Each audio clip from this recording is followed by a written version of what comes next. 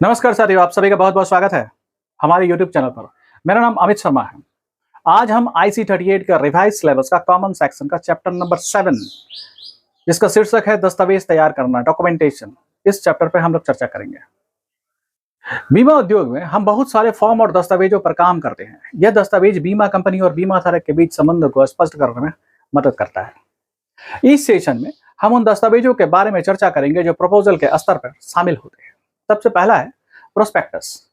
Prospectus एक दस्तावेज होता है जो प्रस्ताव के चरण में इस्तेमाल होता है। यह बीमा कंपनियों द्वारा उपयोग किया जाता है और प्रोडक्ट की जानकारी प्रदान करता है। यह दस्तावेज बीमा उत्पादों की बिक्री या प्रचार के लिए बीमा कंपनी द्वारा जारी किया जाता है। इसमें एड ऑन कवर या राइडर का भी विवरण होता है। यह दस्तावेज संभावित पॉलिसी धारक को कंपनी के उत्पादों के बारे में जानकारी को प्रदान करता है। IRDAI पॉलिसी होल्डर्स के हितों की सुरक्षा विनियम 2017 के अनुसार प्रोस्पेक्टस में वे सभी तथ्य शामिल होने चाहिए जो एक संभावित पॉलिसी होल्डर्स के लिए आवश्यक होना चाहिए ताकि ग्राहक पॉलिसी खरीदने के संबंध में एक जानकारीपूर्ण निर्णय ले सके। इसमें बीमा के हर प्लान के लिए कुछ चीजें शामिल होनी चाहिए, जैसे पहला, IRDAI द्वारा संबंधित बीमा उत्पाद के लिए यूनिक आइडेंटिफिकेशन नंबर या जिसे आप शॉर्ट फॉर्म में UIN कहते हैं, यह होना अनिवार्य है। दूसरा, बीमा कवर का दायरा इसमें होना चाहिए। तीसरा, गारंटी और नॉन गारंटी लाभों का इसमें विवरण इसमें होना चाहिए। चौथा, बीमा कवर की वारंटी या अपवर्जन अपवाद पूरी जानकारी के साथ इसमें होना अनिवार्य है। पांचवा, बीमा कवर के टर्म्स और कंडीशन का डिटेल्स इसमें होना चाहिए। छठवां, बीमा कवर की जाने वाली आकस्मिक घटनाओं का ब्यौरा इसमें होना चाहिए। सातवां, जीवन या संपत्ति की श्रेणी या श्रेणियों जो ऐसे प्रोस्पेक्टस की शर्तों में बीमा के लिए जरूरी शर्तों को पूरी करते हैं, यह होना अनिवार्य है। प्लान प्रतिभागी है या गैर प्रतिभागी, मतलब प्लान जो है पार्टिसिपेटिंग है या नॉन पार्टिसिपेटिंग। साथियों, इसके बारे में हम लोग आगे के चैप्टर में हम लोग बात करेंगे, पार्टिसिपेटिंग और नॉन पार्टिसिपेटिंग। ठीक है, इसका विवरण पार्टिसिपेटिंग नॉन पार्टिसिपेटिंग का डिटेल्स इसमें होना चाहिए। उत्पाद पर एड ऑन कवर, जिसमें जीवन बीमा में राइडर भी कहा जाता है, और उनके लाभों के बारे में भी बताया जाना चाहिए। प्रोस्पेक्टस में शामिल होने वाले कुछ अन्य महत्वपूर्ण जानकारी को देख लेते हैं। सबसे पहला, कवर और प्रीमियम में कई अंतर, जैसे अलग अलग उम्र के समूह के लिए या बीमा में प्रवेश की अलग अलग उम्र के लिए जानकारी इसमें होना चाहिए। ठीक है। दूसरा, पॉलिसी होल्डर्स रिन्यूअल की शर्तों को इसके बारे में जानकारी होना चाहिए। थर्ड, कुछ परिस्थितियों में पॉलिसी रद्द करने की शर्तों की जानकारी इसमें होना चाहिए। चौथा, अलग अलग परिस्थितियों में लागू होने वाली छूटों या लोडिंग की जानकारी उसमें होनी चाहिए। पांचवा, प्रीमियम के साथ साथ पॉलिसी के शर्तों में भी किसी भी संशोधन या बदलाव की संभावना की इसमें जानकारी होना चाहिए। नेक्स्ट, छठवा, शीघ्र प्रवेश, एक ही बीमा कंपनी के साथ निरंतर नवीनीकरण, अनुकूल दावा या अनुकूल आदि पर पॉलिसी धारक को इनाम देने के लिए कोई भी प्रोत्साहन के बारे में इसमें जानकारी होनी चाहिए। नेक्स्ट, प्रोस्पेक्टस में IRDAI द्वारा आवंटित उत्पाद का UIN अनिवार्य रूप से शामिल इसमें होना चाहिए। नेक्स्ट, आठवां, IRDAI के विनियमों के अनुसार प्रोस्पेक्टस में धारा 41 शामिल होगी। यह धारा नई बीमा खरीदने, भारत में जीवन या संपत्ति से संबंधित किसी भी प्रकार के बीमा को जारी रखने या उसे रिन्यूअल करने के लिए किसी भी नियुक्त व्यक्ति को प्रलोभन देने से रोकती है। इसमें पॉलिसी पर पूर्ण या आंशिक कमीशन का कोई भी छूट देना शामिल है। विशेष रूप में प्रोस्पेक्टस नॉमिनेशन की सुविधा के उपलब्ध होने के बारे में प्रपोजल को सूचित करता है। नेक्स्ट आता है प्रपोजल फॉर्म, प्रस्ताव फॉर्म। बीमा पॉलिसी एक कानूनी अनुबंध है जो बीमा कंपनी और पॉलिसी धारक के बीच होता है। इसके लिए एक प्रस्ताव और स्वीकृति की आवश्यकता होती है। प्रस्ताव फॉर्म एक आवेदन दस्तावेज होता है जो प्रस्ताव करने के लिए भरा जाता है। इसमें बीमा कंपनी द्वारा मांगी गई सभी आवश्यक जानकारी होती है जो जोखिम कवर को स्वीकार या अस्वीकार करने में मदद करती है अंडरराइटर को। अगर जोखिम को स्वीकार किया जाता है तो बीमा कंपनी इस जानकारी के आधार पर कवर की दरें, नियम और शर्तों को तय करती है। बीमा प्रस्ताव फॉर्म द्वारा महत्वपूर्ण जानकारी का एक खुलासा होता है। इसे सही और पूरी तरह से भरना चाहिए क्योंकि यह बीमा प्रदान करने के आधार पर होता है। गलत जानकारी देने या छिपाने से आपका दावा अस्वीकार किया जा सकता है। महत्वपूर्ण जानकारी का यह खुलासा प्रस्ताव के चरणों में बाद भी जारी रहता है। ऐसे में जीवन बीमा पॉलिसी के मामले में कोई भी महत्वपूर्ण बदलाव का खुलासा करना जरूरी होता है, विशेष रूप से जब आप बीमा पॉलिसी आग्रह करते हैं या कोई नई पॉलिसी जारी करते हैं। प्रस्ताव फॉर्म से जुड़ी जानकारी गोपनीय होती है और इसे किसी भी तीसरे पक्ष या थर्ड पार्टी के साथ इसे साझा नहीं किया जाना चाहिए। यदि आपको किसी भी कारणवश प्रस्ताव जमा राशि वापस करनी होती है तो इसे प्रस्ताव की जमा तिथि से 15 दिनों के भीतर रिफंड कर दिया जाता है। IRDAI के दिशा निर्देशों के अनुसार प्रस्ताव की स्वीकृति में 30 दिनों के भीतर बीमा धारक के प्रस्ताव की एक प्रति मुफ्त में उपलब्ध करानी चाहिए।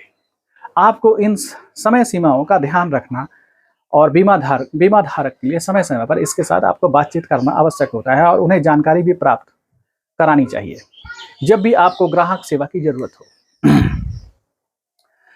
Next, proposal form details. प्रस्ताव फॉर्म की जानकारी। बीमा में प्रस्ताव फॉर्म एक आवेदन या प्रस्ताव फॉर्म होता है जिसका उपयोग बीमा आवेदन करने के लिए किया जाता है। इसमें आपको व्यक्तिगत और बीमा संबंधित विवरण प्रदान करने की आवश्यकता होती है। यह विवरण आपकी पहचान, स्वास्थ्य स्थिति, बीमा योग्यता और अन्य जानकारी को शामिल करता है। बीमा कंपनी को इस आवेदन को संशोधित करके और आपके बीमा आवेदन की मान्यता प्राप्त करने के लिए इसका उपयोग करती है। नेक्स्ट, डिक्लेरेशन इन प्रपोजल फॉर्म। प्रस्ताव फॉर्म में घोषणा। प्रस्ताव फॉर्म में घोषणा का मतलब यह है कि बीमा कंपनियां फॉर्म के अंत में एक स्पष्टीकरण को जोड़ती है और उस पर प्रस्तावक का हस्ताक्षर होता है। इसे साफ हो जाता है कि बीमा धारक ने फॉर्म को सही ढंग से भरने का प्रयास किया है और वह दिए गए तथ्यों को समझ चुका है ताकि दावा करने के समय गलत तथ्यों के कारण कोई विवाद न खड़ा हो। ऐसी घोषणा बीमा कंपनियों के लिए कानूनी दायित्व में एक महत्वपूर्ण परिवर्तन लाती है जिससे वे कानूनी न्याय के सिद्धांतों को पालन करते हैं। उदाहरण को एक देख लेते हैं। ऐसी घोषणाओं का उदाहरण एक है, देख लीजिए। मैं, हम इसके द्वारा यह घोषणा करता हूं या करती हूं और वारंटी देता हूं या देते हूं कि उपरोक्त बयान सभी तरह से सही और पूर्ण है। ऐसी कोई भी अन्य जानकारी नहीं है जो बीमा के आवेदन के लिए प्रासंगिक हो और उसका खुलासा आपको न किया गया हो। मैं या हम इस बात से सहमत हूं या हैं कि यह प्रस्ताव और घोषणाएं मेरे और हमारे बीमा कंपनी का नाम होगा वहां पे के बीच अनुबंध के आधार बनेगी। ग्राहक KYC से जुड़े मानकों के बारे में भी आप थोड़ा सा जान लीजिए। Anti money laundering and KYC norms. चलिए देखते हैं। अपराधी धन को छिपाने के लिए मनी लॉन्ड्रिंग और KYC मानक, मतलब कि KYC का पूरा नाम है नो योर कस्टमर, का इस्तेमाल करते हैं। ठीक है। मनी लॉन्ड्रिंग यह प्रक्रिया है जिसमें अपराधी धन को अपनी गलत कार्रवाई से छिपाने के लिए दूसरी जगह भेजते हैं। उन धन के मूल स्रोत और मालिकी हक को छिपाने का प्रयास करके वे उसे वैध दिखाने की कोशिश करते हैं।